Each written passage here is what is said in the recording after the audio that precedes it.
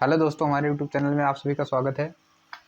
आज हम लोग देखेंगे एनटीपीसी को कैसे पास करें, इसका प्लान क्या है हमारे लिए, क्या महत्वपूर्ण क्वेश्चन है या क्या महत्वपूर्ण चीज़ें हैं जो हमें ध्यान में रखना है जिससे हमारा एनटीपीसी 2024-25 ये क्लियर हो जाए। तो आइए देखते हैं।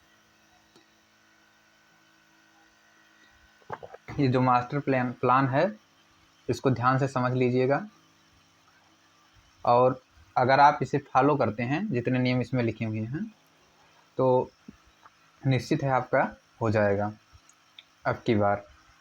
तो आइए देखते हैं क्या है।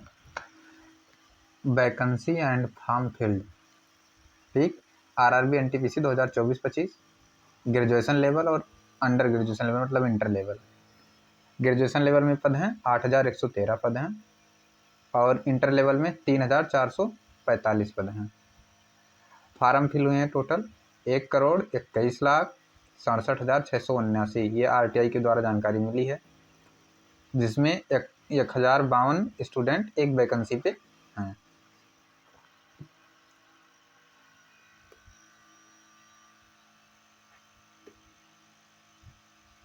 ग्रेजुएशन लेवल पे पोस्ट क्या है, ये level in 7th CPC chief commercial come ticket supervisor 6 grade P की नौकरी है ये। इसमें टोटल पोस्ट है 1736।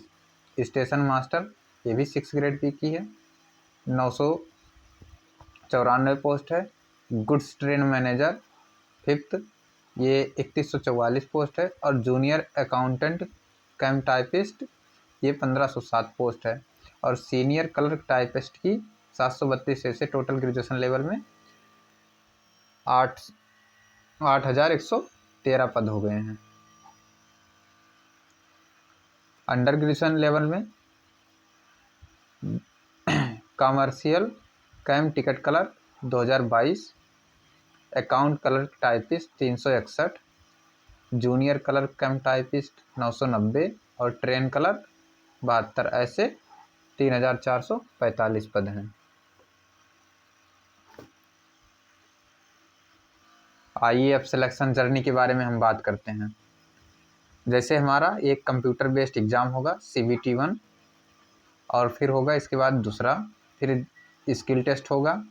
स्किल टेस्ट के बाद डॉक्यूमेंट वेरिफिकेशन होगा, उसके बाद मेडिकल के बाद हमारा ज्वाइनिंग लेटर हो जाएगा। आइए एग्ज़ाम पैटर्न के बारे में देखते हैं थोड़ा बहुत। CBT 1 हमारा पहला प्रोसेस CBT 1 रहेगा, जिसमें रीजनिंग के 30 क्वेश्चन आते हैं, GS के 40 आते हैं और मैथ के 30 आते हैं। 90 मिनट का टाइम मिलता है। 100 क्वेश्चन रहता है, 100 नंबर का रहता है और निगेटिव मार्किंग 1/3 रहता है। CBT 2 कैसे होता है, टाइम हमारा उतना ही रहेगा, निगेटिव मार्किंग उतनी ही रहेगी, लेकिन इसमें थोड़े क्वेश्चन की संख्या बढ़ जाते हैं। जैसे 35 क्वेश्चन रीजनिंग के हो जाएंगे, 50 GS के हो जाएंगे और 35 मैथ के हो जाएंगे। आइए देखते हैं इसमें। जैसे एनटीपीसी का शिफ्ट होगा लगभग 133 शिफ्ट में और CBT 2 लगभग 18 शिफ्ट में। कुल क्वेश्चन बनेंगे कितने, 13,000 और 4,200। इसके अकॉर्डिंग हमें पढ़ना है। कट ऑफ देख लीजिए, 2019 एनटीपीसी के कट ऑफ कैसे गए थे। इलाहाबाद का 88 गया था, पटना का 87 गया था, मुजफ्फरनगर का 86, चंडीगढ़ का 86, रांची का 85, कोलकाता का 85, भोपाल का 84, मालदा का 84, अजमेर का 83, मुंबई का 82 और सिकंदराबाद का 79। तो इसमें से आप जिस भी क्षेत्र से डाले हों अपना कट ऑफ देख लीजिएगा, कैसे कैसे कितना कट ऑफ जाता है। इसके वहम में न रहें कि आपका कट ऑफ 70 के आसपास जाएगा, क्योंकि कट ऑफ अब हाईएस्ट जाएगी, क्योंकि अभी CGL का पेपर भी हो चुका है। जितने CGL वाले लड़के हैं वो सभी इसमें कूद पड़ेंगे, क्योंकि इसमें इंग्लिश का कोई महत्व नहीं है। तो इंग्लिश अगर वो लोग नहीं पढ़ेंगे, बाकी GS और मैथ और रीजनिंग उन लोगों का सही है। मैथ रीजनिंग में एक भी नंबर उनका नहीं कटना है। जीएस में अगर थोड़ा बहुत हो गया तो उनका ये 80-85 नंबर आराम से आ सकता है। फेल होने का कारण देखते हैं कि सिर्फ हम लोग वीडियो ही देखते रहते हैं, प्रैक्टिस से एक भी प्रैक्टिस नहीं करते हैं, या कभी कभी मॉक टेस्ट नहीं देना, मॉक टेस्ट ही नहीं देते हैं, बकवास चीज़ें ज़्यादा पढ़ के जाना, ज़रूरी चीज़ें छोड़ देना, सेक्शन वाइज मॉक टेस्ट नहीं देते हैं, लो लेवल क्वेश्चन पर आश्रित रहते हैं।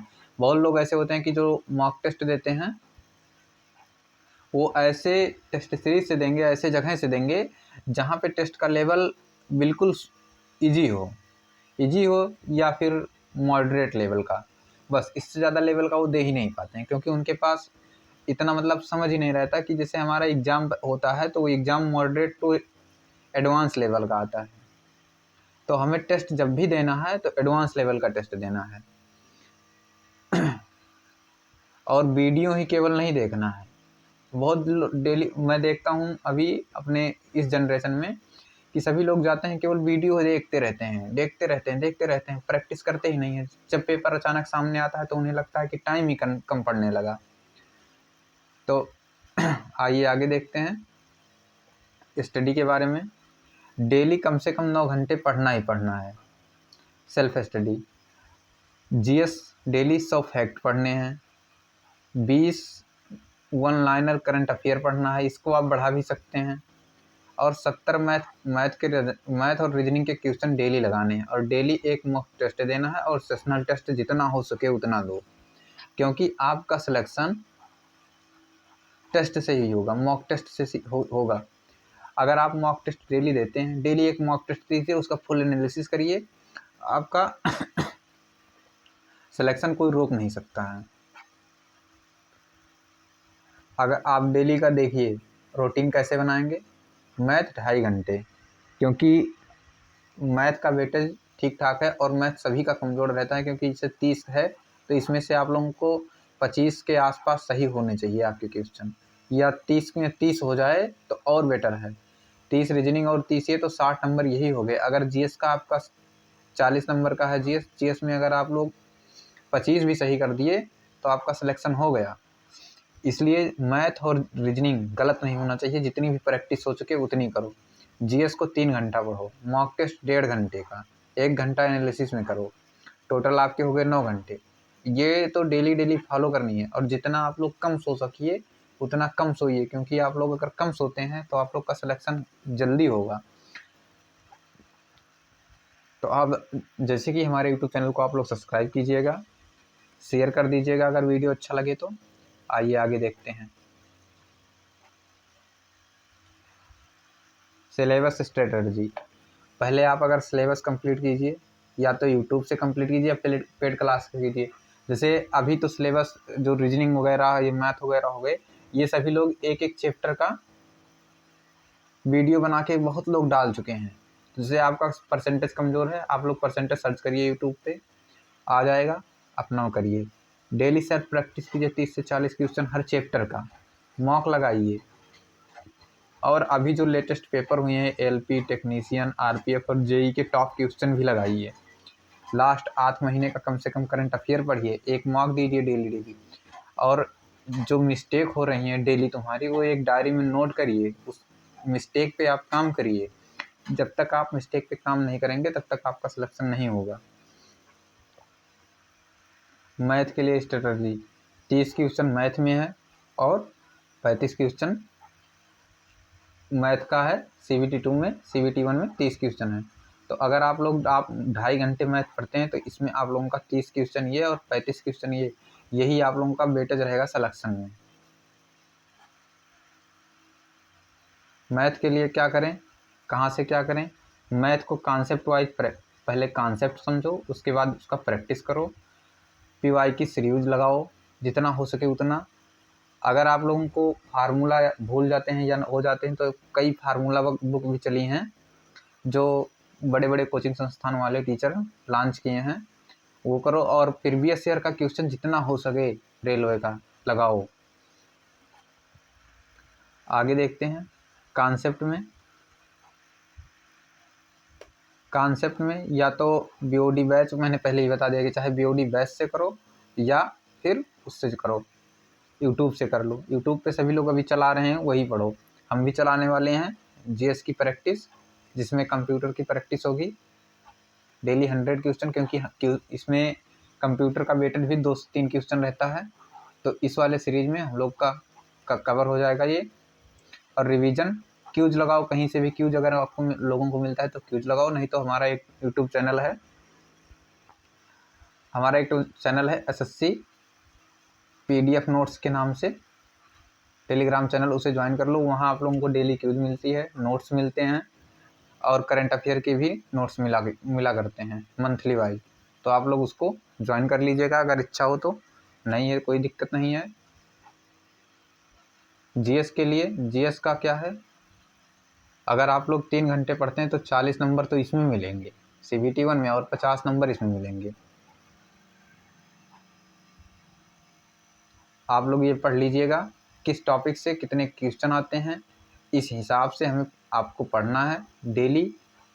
वही चीज़ पढ़ो, जैसे इसमें है अभी स्टैटिक जीके 6 से 8 क्वेश्चन, 8 से 10 क्वेश्चन, ये सबसे ज़्यादा स्टैटिक जीके आता है। तो आप लोग स्टैटिक जीके को पढ़ डालिए, इतना पढ़ लीजिए कि कोई क्वेश्चन गलत ना हो। और करंट अफेयर अभी लास्ट 10 मंथ का पढ़ लीजिए, और जो जितने ALP टेक्नीशियन और RPF में हुए हैं उन सारे को पढ़िए।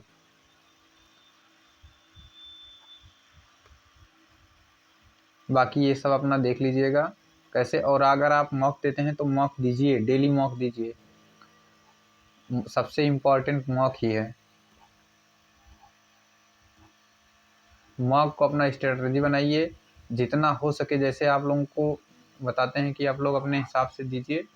लेकिन अगर आप लोग एग्ज़ाम के माहौल में देते हैं, जैसे आपके किसी मित्र के पास लैपटॉप वगैरह हो तो उससे ले लीजिए 1-1.5 घंटे के लिए। अगर वहाँ नहीं हो, एडजस्ट हो पाता है तो आप लोग फ़ोन से ही दीजिए, लेकिन फ़ोन से दीजिए एकदम एग्ज़ाम माहौल में।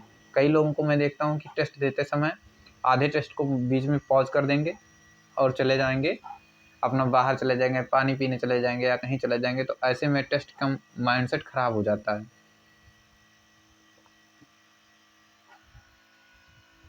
और आप लोग जितना प्रैक्टिस कर पाइए उतना प्रैक्टिस कीजिए, क्योंकि प्रैक्टिस पे ही सारा खेल है NTPC का।